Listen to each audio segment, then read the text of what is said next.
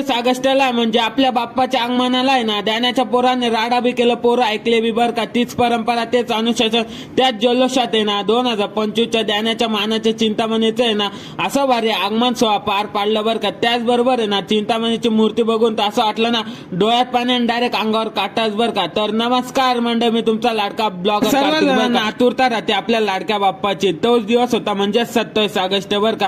तयारीत एकदम दणक्यात चालू होते म्हणजे आमच्या मंडळाचे सूत्रधारांनी ट्रॅक्टर धुतलं आणि ध्यानाच्या मानाच्या चिंतामणीचं बॅनर लावत होते बरं का. इकडे ना दणक्यात ना भजन एकताचे बी मुलं ना त्यांची मूर्ती गेले बरं का कारखाना. लगेच आम्ही ना त्यांचं म्हणलं की बकासूर बसलो बरं का.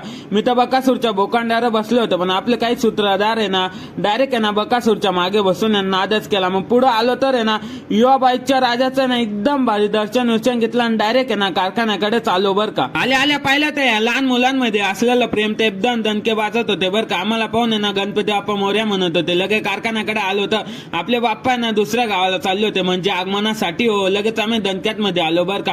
पाहिलं तर ना चिंचपोकीच्या चिंतामणी सारखी सेम टू सेम मूर्ती पाहिली बरं का इकडे, ते बी मागच्या वर्षीच.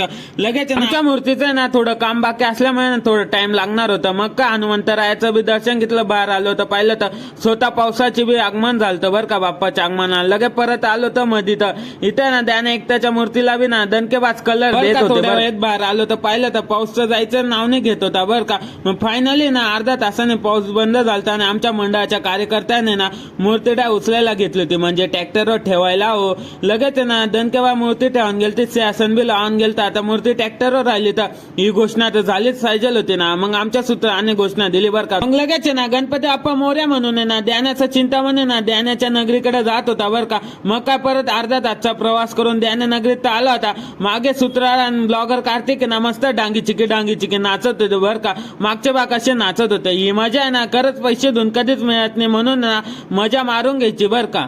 ट्रॅक्टरवर उतरून ना परत ना डांगी चिकी ना दलिंदरासारखं लहान पोरांमध्ये नाचायला लागलो बरं का. आता ना बाकी आगमनाची ना सिनेमॅटिक क्लिप आहे ना स्पेशल आहे ना माझ्या पेजवर टाकन बरं का. त्यासाठी ना लगेच फॉलो करून घ्या.